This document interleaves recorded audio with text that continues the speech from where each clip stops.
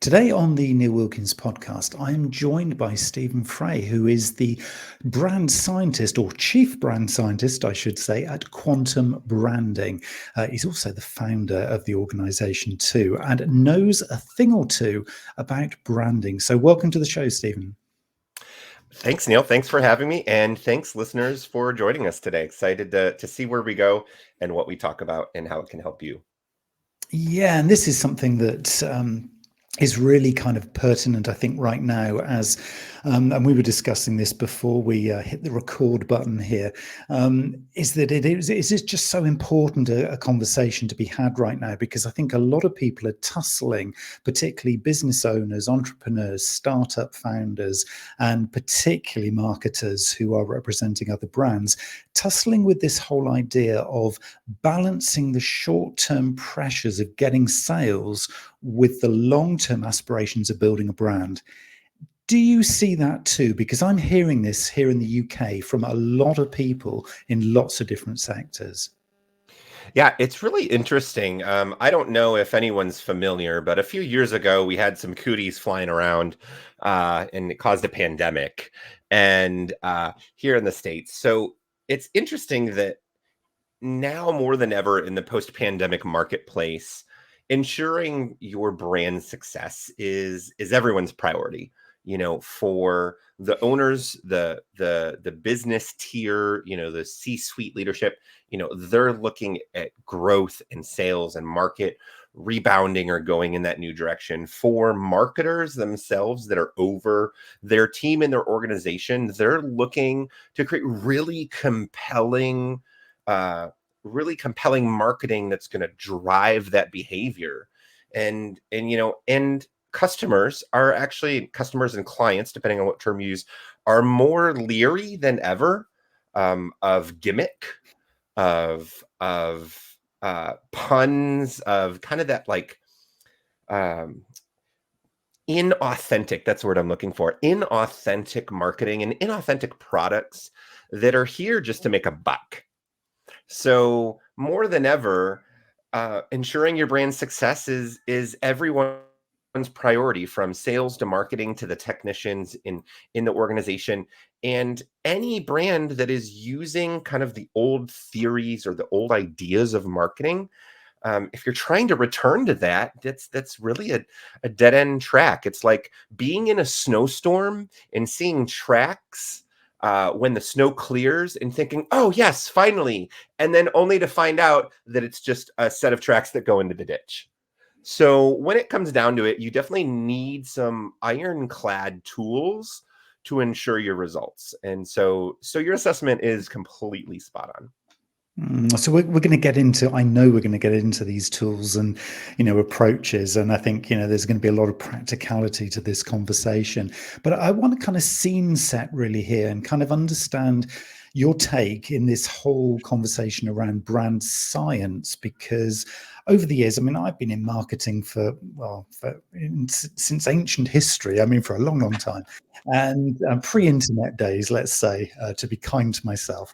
And since those days, brand has been based around theory. So there have been quite a few people who are either commentators or authors or strategists who have built these amazing kind of theories that we've all used to shape what we might term a brand. And obviously there are a lot of big consumer brands, a lot of kind of global multinationals who have shaped, brands that all of us would recognize on every continent. What is the difference, though, between brand theory, which most of us have grown up with, and the concept of brand science? Uh, there's a really great example, and I don't know how you learned about the birds and the bees, and that's about all how we'll broach the subject. It's just saying birds and bees, but some people learn about the birds and the bees on the back of the bus. And I don't know if you ever rode the bus as a child, but if you're not familiar with school lore, the cool kids sit on the back of the bus, and the kids on the back of the bus like to talk about things that you don't know about. And so you go home talking about them with your parents and end up using a cuss word or learning about things, whether it's gossip or rumors. You end up bringing that information into your life, into your psyche, into your home, and it actually causes disrepair. And at the end of the day, things that you hear on the back of the bus, those cool kids aren't actually going to get you out of trouble when you say that dirty word. And similarly, that's kind of how marketing leadership and brand leadership theories and information. There's a few people, they're cool. Like we enjoy them. Like I could spout them off, and some of them are really great. Some of them are really intelligent. Sometimes there's a nerdy cool kid on the bus. And in fact, in marketing, there's a lot of us that are. But what's interesting is when that's not grounded in the actual kind of, I don't want to say scientific, but it'd be the difference between learning on the back of the bus and learning in health class versus reading the Encyclopedia Britannica. Like, which is an appropriate way to learn that for you? To be honest, do I want my parents as an 8-year-old child using age appropriate language to share about the birds and the bees? I'm actually too young to decide that. So I actually probably wish they would have. But being the way I'm wired, I just sat down and I read books and I was like, that's weird. Move on. So that's kind of how I found out as a kid about things. And I grew up on a farm and I had a lot of unique experiences teaching me, but none of them were coming from an authoritative world uh, that said, here's how they work. Here's what you need to watch out for. Here's what you need to be careful of. And here's how I'm committed to make sure that you don't get hurt. And instead of cool kids on the bus, what if you had a mentor or somebody that wasn't your parents? Because that would be weird. What if somebody came in and said, "Hey, I'd love to share with you, like how to navigate the world around you." And oh, you've got a boyfriend, you got a girlfriend. That's cool. Like, where are you at with that? Like, what if somebody talked about where you were at in language that met you? That's really a really good example of brand science. So that was a long-winded example, but it gets us to the point that we need to understand, because there is an authoritative way. And I could throw all the books on my shelf at you and tell you about the 13 sciences of, the sequence of cognition and semiotics. And I could talk to you about, the trademark electronic search system and all but that wouldn't make sense to you and that wouldn't help you. So what we need someone that's going to help us understand what are the things that we need to know where we're at and is actually committed to helping us move forward with whatever we're going on, because we're actually all in different places in the age and stage of our business with our sales cycles and with the traction that we're getting in our market. Are we low or high in getting that product out to the world? Are we in the growth stage? Are we scaling? But then here's the interesting thing. All the different components of their business, those metrics are based on the age and stage where we're at. And if we don't have a solid understanding of brand science or a brand platform in that, it doesn't matter how good our growth is, our operations or our customer experiences, we're still going to suffer because we don't have that foundational brand science at the beginning.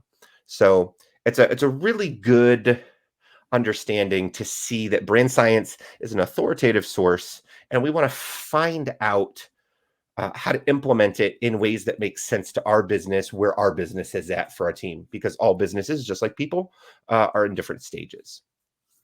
So the way you've described that, which for me is really interesting, because I'm feeling and hearing from you that there's an opportunity here to be on the offensive rather than defensive. I think a lot of us, in business, and a lot of marketers, we appreciate there's opportunity, but we're often coming from a place of defensive. So we're being defensive against the competition, or we're defensive against, negative customer sentiment and social media. I mean, there's a whole host of reasons why we've got to be on the defense, but it feels like if you approach branding through a more science-based angle, there are a number of different pillars which allow you to kind of almost control things, so you can be on the offensive in a positive way. It feels like you've got more control by doing it this way. Is that kind of what I'm picking up? Think about it. Yeah, that's a great example. One of the things I love doing is using examples that help um, just kind of make sense to draw really complicated concepts. And I try to not use metaphors that are too complicated, but ones we can all understand. And it's really almost like I didn't know how to play football No, the gym teacher just threw the PE teacher just threw the ball at his kids, and he just said go. And it wasn't until I saw, like, my roommate was playing a video game, and I was like, wait a second, this little light's moving on the screen, and it's changing from like green to yellow, and then orange and then red. And it's like, wait, you get 4 chances to move it 10 yards, and if not, you kick it. And he's like, yeah. I'm like, why didn't somebody explain this to me before? And that's the same way with marketing. Is if we understand the rules of the game, we can decide what kind of plays we want to make. And if I understand the rules of the game, I can play offensively, I can play defensively. What is the best call for you and your business? I personally don't think that being on a defensive strategy is the best position. But what's interesting is I also don't believe that being on the offensive, which is to take down, typically in the sense of a sports team, is the best position either. So I'm not trying to protect what I have, but I'm also not trying to wipe out what others have. And so this is really best illustrated when you think of, sports or competitions or working out. Is probably the best metaphor here. When you're working out, what could you used to bench before, and what do you want to bench now? Because at the end of the day, everybody at the gym is on their own thing. I don't need to compare externally. And so this is really where kind of the mindfulness aspect of brand science comes in and is really integrated. I mean, working with clients like Mars Pet Care, Target, Walmart, Michaels, and Cracker Barrel, and some of these brands, I've helped them walk through and understand how to apply brand science to their organization. But none of those conversations have ever been to wipe out the competition or advance in the market. They've been, how do we do what we do better? How do we do what we do best? Harley Davidson isn't out there trying to be the number one motorcycle company. Harley Davidson is out there trying to be the number one American motorcycle company for men and women 35 to 55 who want a sense of self-expression and freedom during a time when that's most valuable to them. That's a conceptual brand authority. And I think that's actually the first major shift that we need to take, that where brand science kind of roots us in. How do we approach this? This really has to do with mindset. If you're familiar with, the terms abundance versus scarcity mindset, those principles of health and wellness and mindset really also apply to our businesses. Now, I'm not advocating that businesses are people, but businesses are run by people, so they are expressed and they come across. So the actions that are expressed, I'm sure you can think of an example of a business that made a decision that like was in the news and everyone disagreed with. You're like, ew, that's gross. We don't like what they did. And everyone gets on, social media and types like this real high up in the air.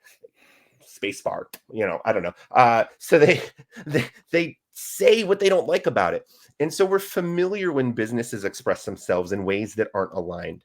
And so the first kind of principle, and it's not like I have a list of 3 or 10 or anything here, but I think that's a really big one, is what is the big idea? Like Simon Sinek's golden circle. Why? Why am I here?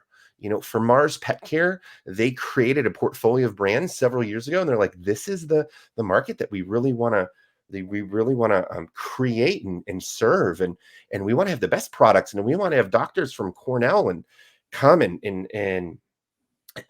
be in charge of these, and we want to have science, and so even in creating a brand, they said, what is the world we want to create? Like, so even if that doesn't exist yet, you can still do that. If you have a brand that exists, you can still do that.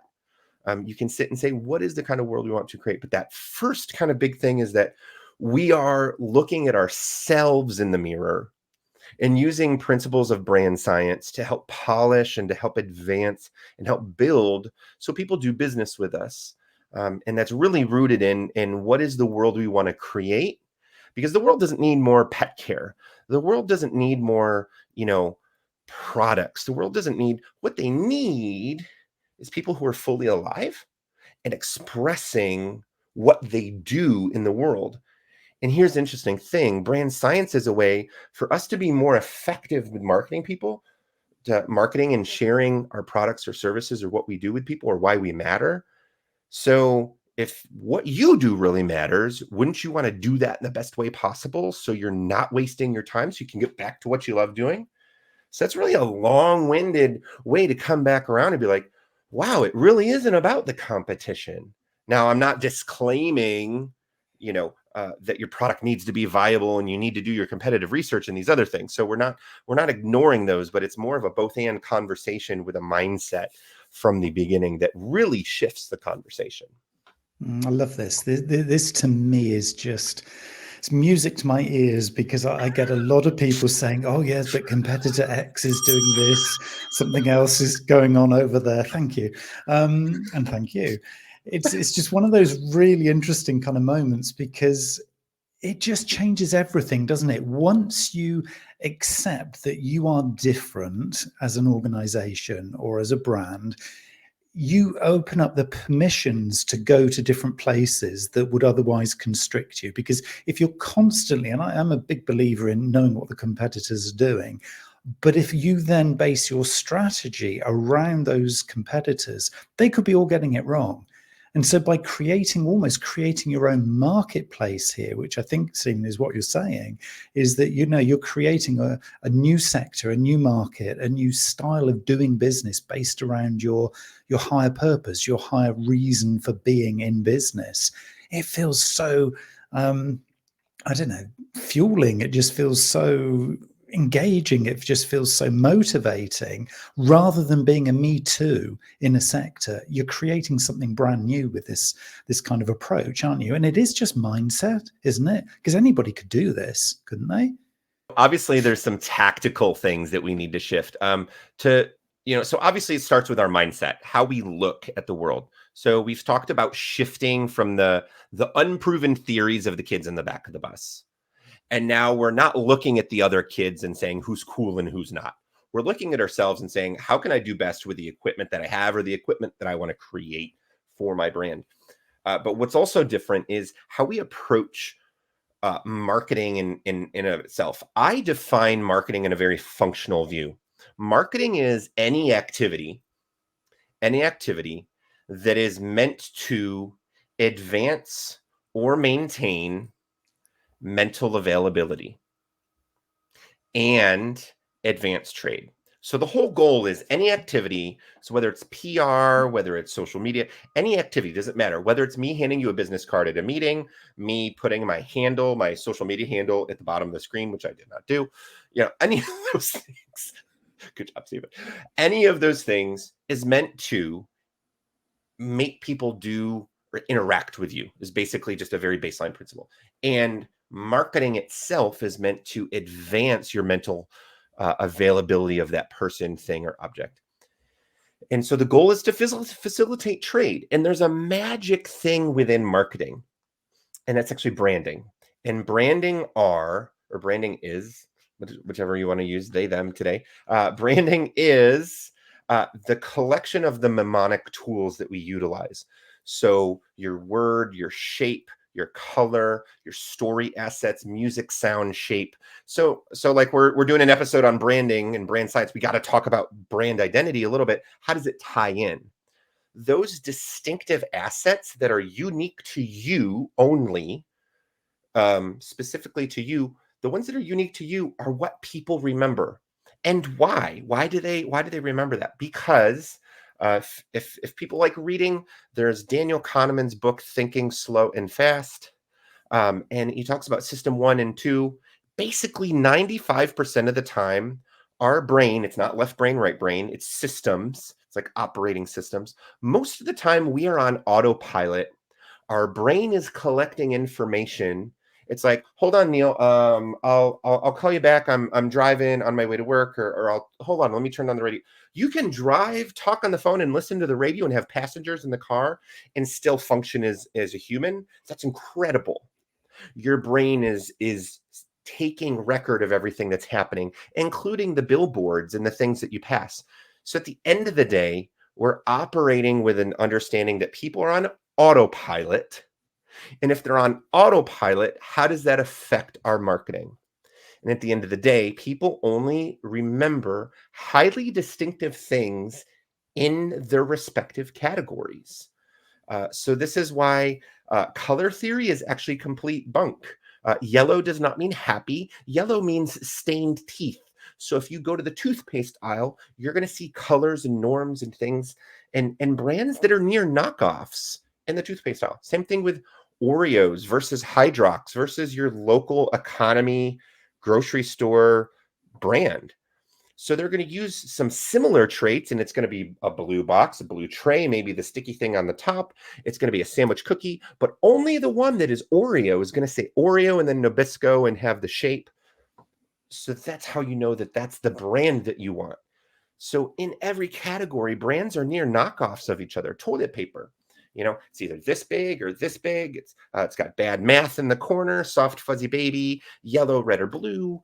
And then here's the thing: in the States versus the UK versus Europe, there's different trends. If you go to Europe, there's scented toilet paper. Like there's different things that people are like, wow, this is amazing. Why don't we have that? So what's interesting is if everyone's on autopilot, it changes our messaging. And no longer are we trying to teach them. Are we no longer trying to position ourselves? Are we worried about message comprehension? Are we focused on our USP or our unique selling proposition? We're not trying to persuade or teach them. And we're stopping with the idea that if we think that they're rational, like I know they may be rational, but in this sense of how they're working in the world or interacting in the world, they're not interacting in a rational, involved way. They're actually in an emotional, distracted way. And we want to work on salience and distinctiveness, getting noticed, eliciting emotional responses, creating associations, refreshing and building our memory structures.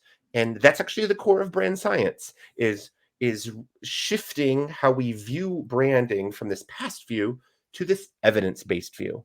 And by doing so, we're going to make it so much easier for people to understand who we are, what we do, why it matters to us, and, oh, I want to do business with them. And then we may have to get impressions and some of these metrics that marketing leaders are worried about. But if we think about this stuff before, when it gets to the I was teasing with you about this before. I always forget. I was like leading versus lagging indicator. Leading indicators, or we get to the social media metrics and the campaign, and the clicks. When do we get there? Like we need to have done this homework before, because if we're trying to just adjust A/B testing and do all this other stuff, and we haven't, and our message is complicated. If we're focused on making us so different, we alienate our customers. No, like they just need a near knockoff that's blue. Or they need a near knockoff that is for moms. They need a near knockoff that is fun. Like sometimes we try to make stuff so meaningful, like we disenfranchise the potential customers or our industry, and people don't get what it is. Sometimes it's just as simple as people don't even notice us. Like people don't even notice who you are. So the acronym I love to say is NAG: notice, attract, get. If they don't notice you, they're not going to be attracted to it. They're not going to get it. So really, unseen is unsold here. So there's a lot of these things that really start with, if we shift our view, it changes how we do our marketing. And this is the biggest shift, is shifting it to this evidence-based view and says, well, first, how do we operate and engage the world? And if we understand system 1 and system 2 thinking, it revolutionizes everything that we do. So that N then in the NAG, I'm interested in this one to start then. Is there, according to brand science then, is there a natural starting point that for all brands, irrespective of sector and industry and country, there's a starting point? Do you begin the brand evolution or brand development somewhere? Is there a natural starting point? I want to be really, really practical here. To get noticed, to cut through all of the noise, and let's face it, we've all got noise. Where does a brand owner or brand custodian begin? Because it feels complicated, doesn't it? Sure.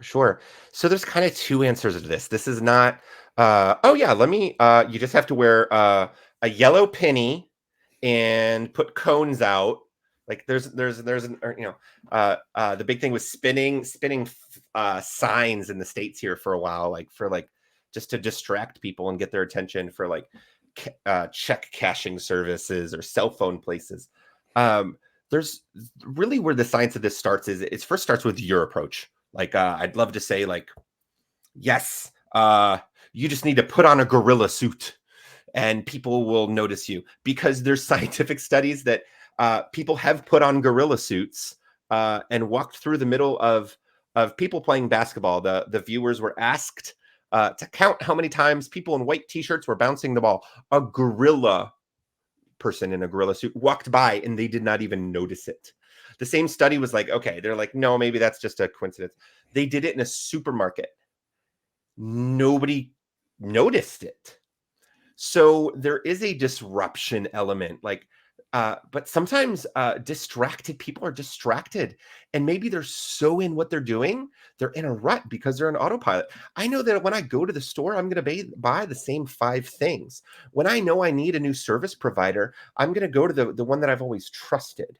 So what we're trying to do is we're trying to dislodge people's memories and get them off of autopilot. And it doesn't help that the supermarkets are sending me coupons tailored to my purchase history. So of course they're going to reinforce that behavior.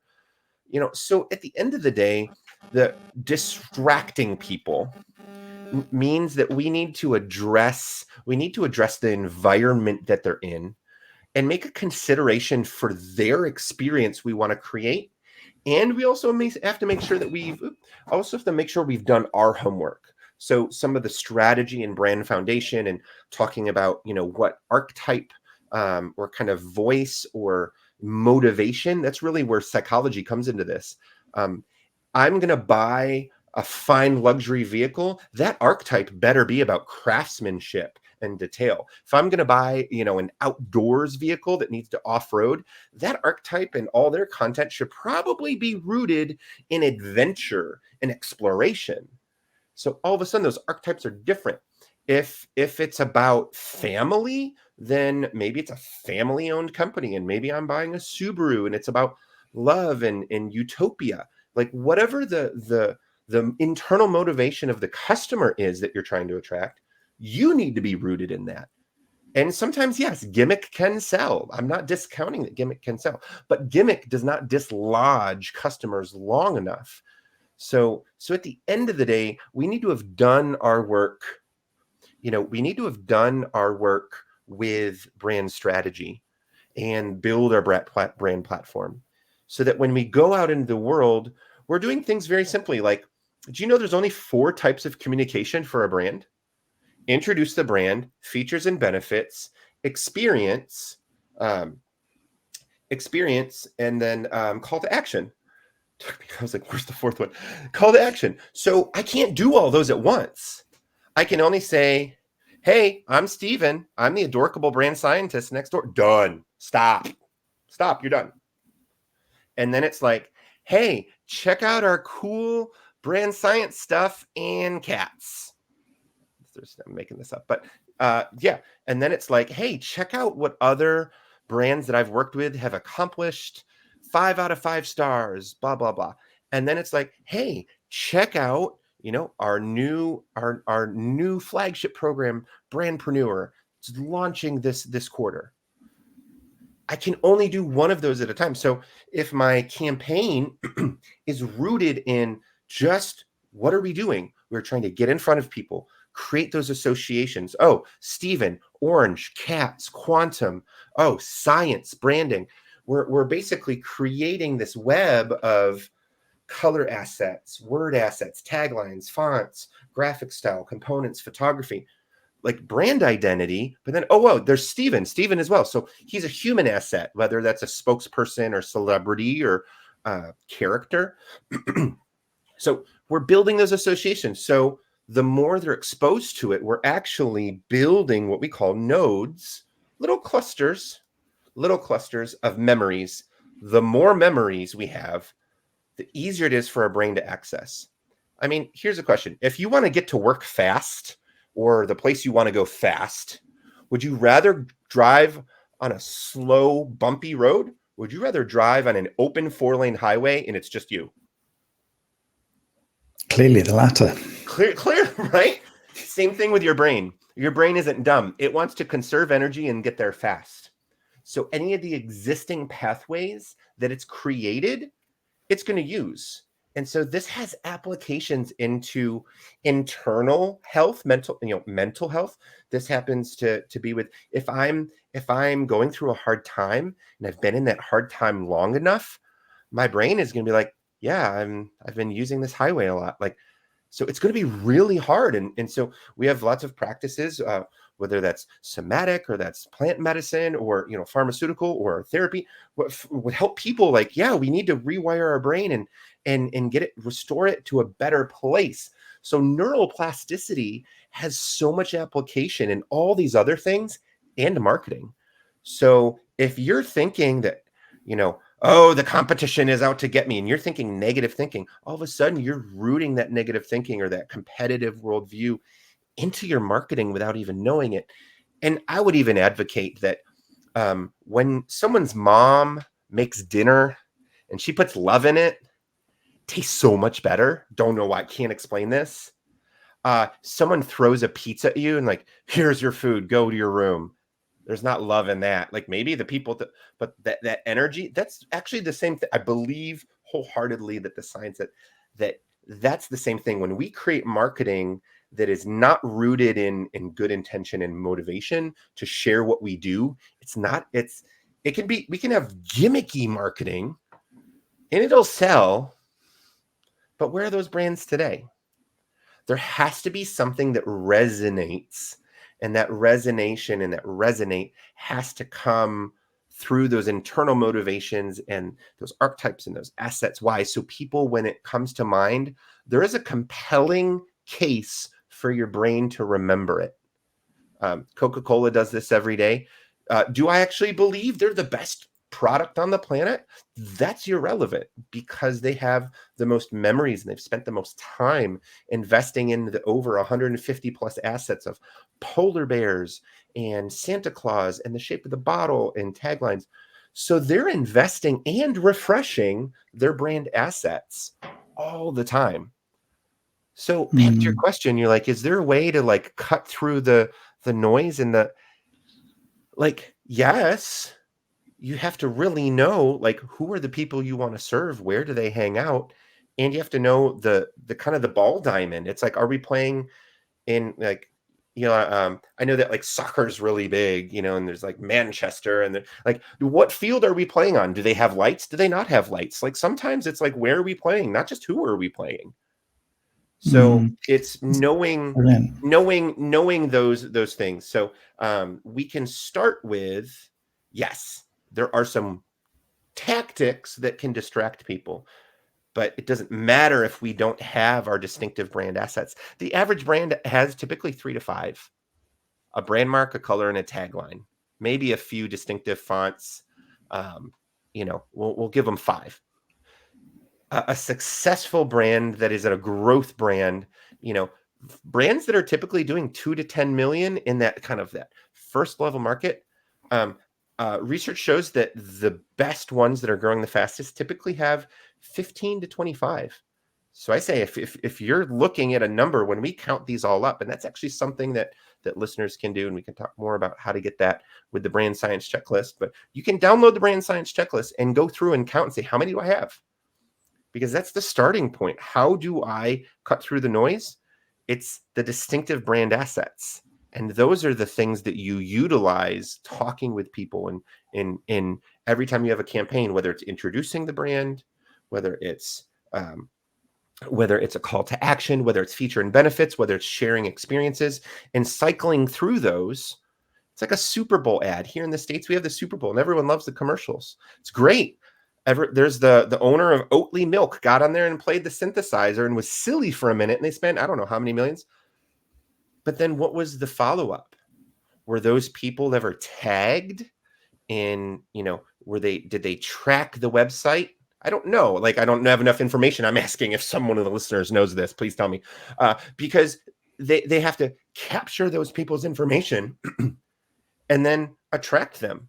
So they noticed it. I saw them. But now I have to attract them. Oh, go to the website. There's a call to action. Oh, here's features.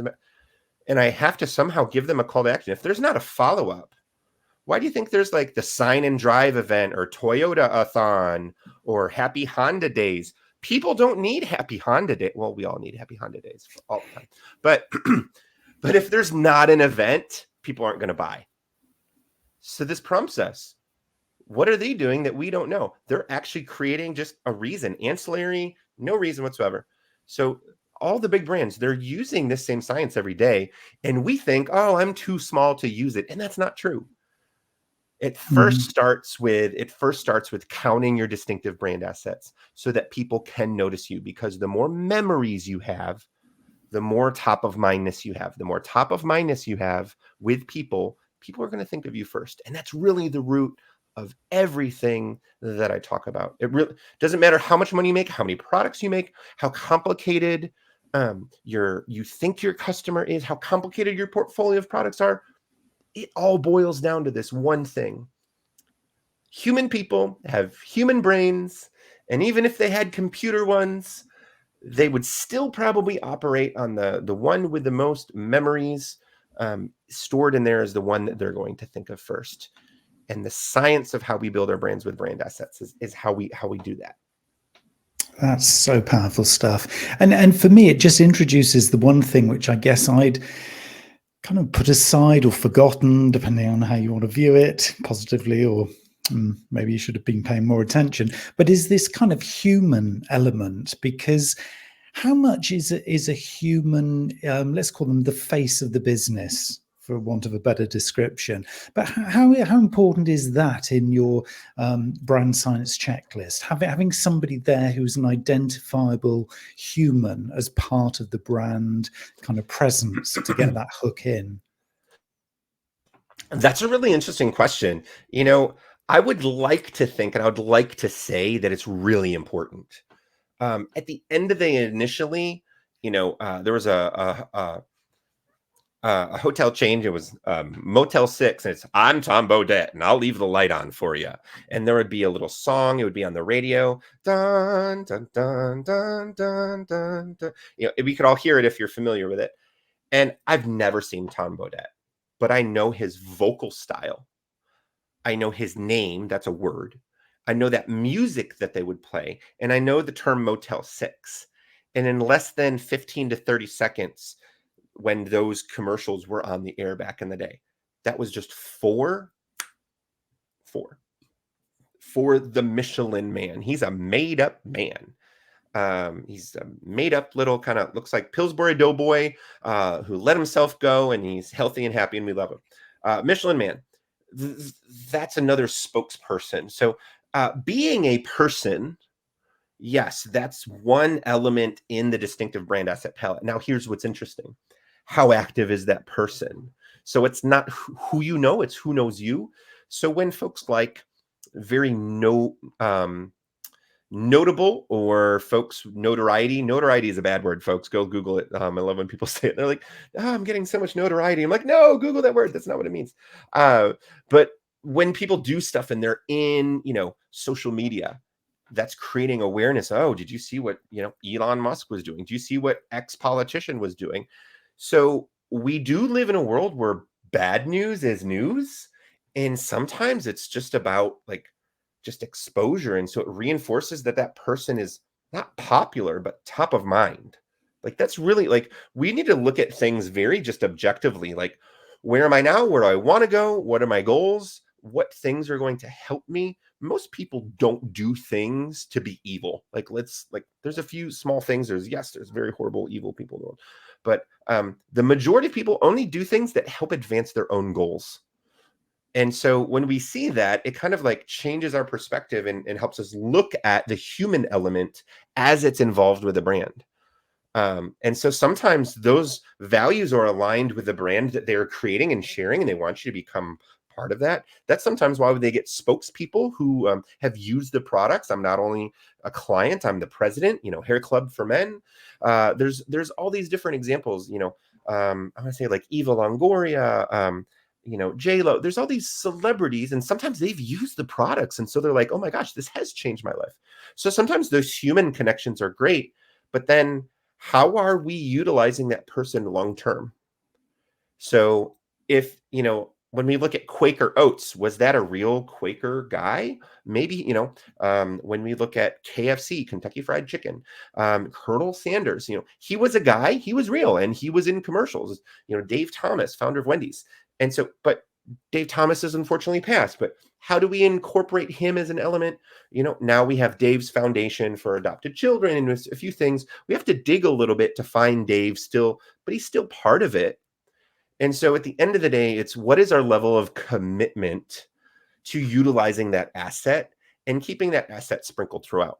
If you run a for impact organization, which is what I say instead of nonprofit, defining you by your impact. If you work for a for impact organization, obviously you're going to want to leverage those spokespeople, but you're also going to really want to make sure that you use all those other distinctive brand assets, because not one asset is more important than any of the other ones.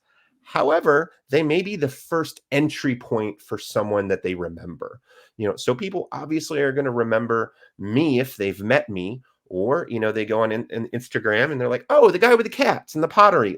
So that may be their entry point. Everyone has a different memory or an opportunity to create a memory. And the distinctive brand asset palette, it's like a gem. It's like a gem, thinking of or a painter's palette like Bob Ross would have. And the more paint you have, the more opportunity there is to have, assets that you're going to use all of, like a menu. The more things on the menu, the more things you're going to be like, oh yeah, I'd like this or this. You're going to be able to paint more with more paint. You're going to be able to find something you like on the menu. If there's only one thing on the menu, it's going to get old real fast. Same thing with your customers. By having these assets that are alive and then refreshing them quarterly. And it's not just about that human asset. They're going to be able to find ways to connect or remember, and that's going to be their entry point. And then you're going to be able to nurture that entry point. So great question. How important is the spokesperson? Important, but no more important than one tire is on with the other 4 tires on a car, or one spark plug is from, 5 other spark plugs in a V6 engine. So it really has to do with what is the whole system, the whole ecosystem, and how does it play a part? For me, it's such a profound difference to the way I've been viewing kind of the use of humans actually within marketing and branding. I think, Stephen, the way that you've just described that has changed everything for me. I think just in terms of the way that I'm going to now view humans as a collection of assets that can then blend with other assets within the brand. I absolutely love that. Seriously, I think that is so different to the way I viewed them. I kind of viewed having a spokesperson or a face of the organization as being this almost this thing to put on a pedestal. But the way you've kind of brought that down to earth and said, yeah, it's fine, it's good, but it is just another asset that you have to then blend in with the mix, I think is so practical and so useful. Here's a really interesting, if people are familiar with psychology, most people are familiar with Freud. And Freud would say, this horrible thing happened to you and it has a sexual connotation. I'm sorry. Well, one of his contemporaries was Alfred Adler. And Adler said that we are all comrades moving forward. And nobody is superior or inferior. And he said sometimes there's mental instances mentally, health-wise, where they may make a superiority or an inferiority complex because they want to feel camaraderie with other humans. And so by doing that, they say, well, I'm different. I had this horrible thing, or I'm amazing. I have this amazing thing. And what happens is we distance ourselves. We distance ourselves from people that are like that. Be like, I can't relate to that. So this idea that we are all the same in moving forward, this is really interesting. So when we elevate an asset and say it's more important, it's almost that same principle. It alienates all the other assets. And it doesn't give us very much room to grow because that asset has to perform. That asset has to be the best. But what if we just said hey, it's like cross country, if anyone's familiar with cross country, there is a finish line, but there's all these trails and you're running through the country, across the country. I think that's why they named it that. I'm not sure. And I may run next to this person, and then they may take off for a little bit. I may run the whole way next to a group of people. I may run by myself. And that is a really great metaphor for us in our businesses. We may do competition with a few set of people, and then we may move to a different phase of our course in the life of our lives and our business. And so no one is inferior or superior, and neither is the pennies or the shoes that I wear more important than any other element. I may use those to move myself forward. And then after a time, I may retire these sneakers because these sneakers are worn out. I may get a similar pair. They may come out with a better pair of sneakers that still have the same qualities of the ones I love, and they may just be better. And so we see that same thing with brands. They may refresh their packaging and they evolve the brand enough to use those distinctive brand assets. We may now not use the Michelin Man as much, but we know who he is. Before he may have been the main focus. Back when technology was print and long form editorial, stories of husbands and wives and cooking and kind of some of these older narratives, those don't work anymore. Now we have independent, financially capable single moms and dads and humans, some with just fur babies, some with real babies, some with no babies. Like the narrative is so different, as it should be, because it evolved to accurately represent the people that it's working with.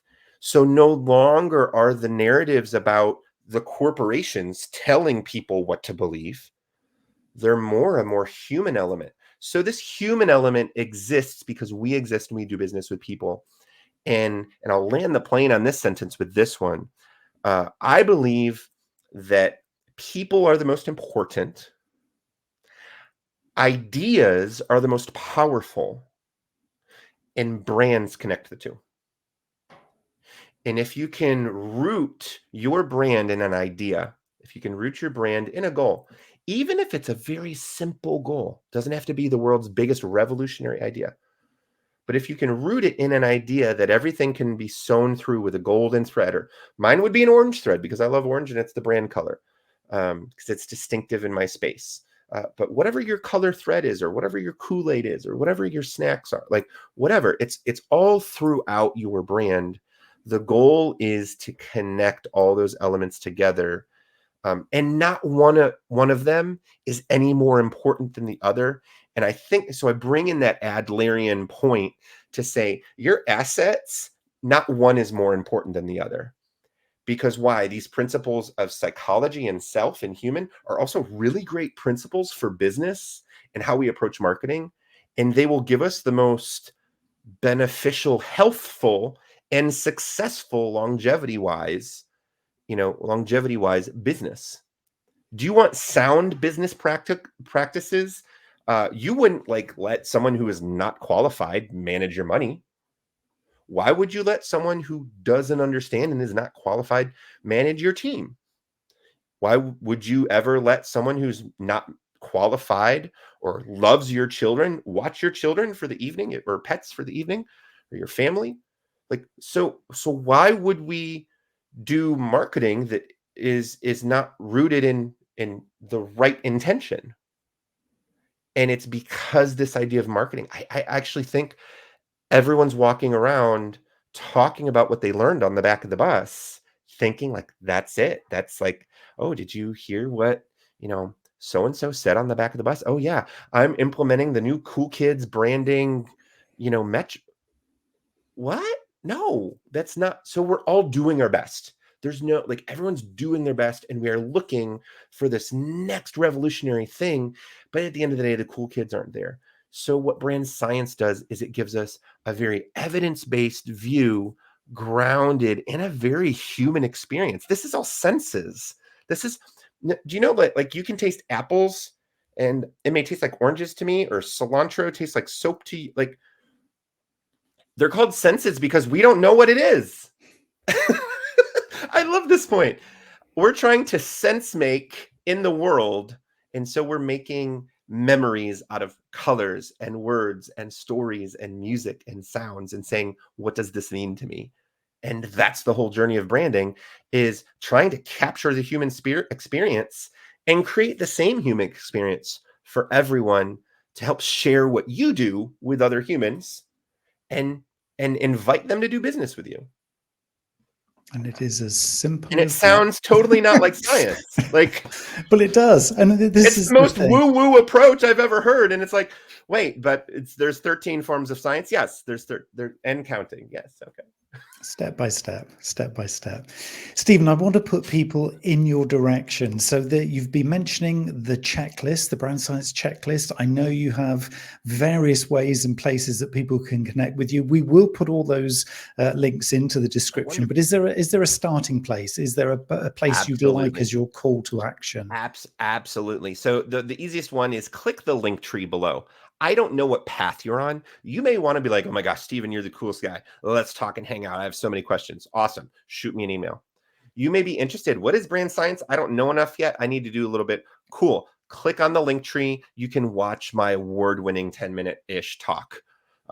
You want to learn more and possibly learn how to integrate this into your organization. Cool. Click on the link tree. And I've got a program called Brandpreneur. It's a 10-week program where I help purpose-driven brand leaders create actionable plans that propel you towards industry authority using brand science. And here's the cool thing. We're not overhauling what you are doing. We're not saying, here's a new way that you need to just, no, what we're doing is saying like, hey, that's great. Like you're working out. You're like, what if we just tilted what if we tilted our hands like, what if we held it like, so you're getting actionable advice. You're learning what are the metrics to look at and have that mindset and that approach.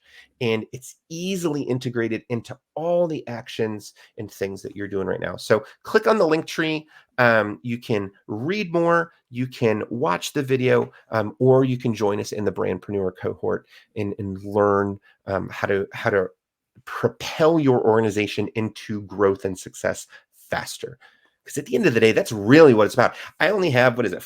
There's a book out there. It's like 4,000 weeks or, like we only have a limited amount of time here. How do we make the work we do count? How do we make the actions with other people count? And how do we make our marketing most effective? Well, it's not just about being effective. It's about effectively communicating the right thing to the right people and why. So if you're interested in that, click on the link. I'd love to hear from you. And as always, I'm an open book. There's no, if it's not a good fit for you, I'm gonna tell you. So, so there's no pressure. There's never any pressure.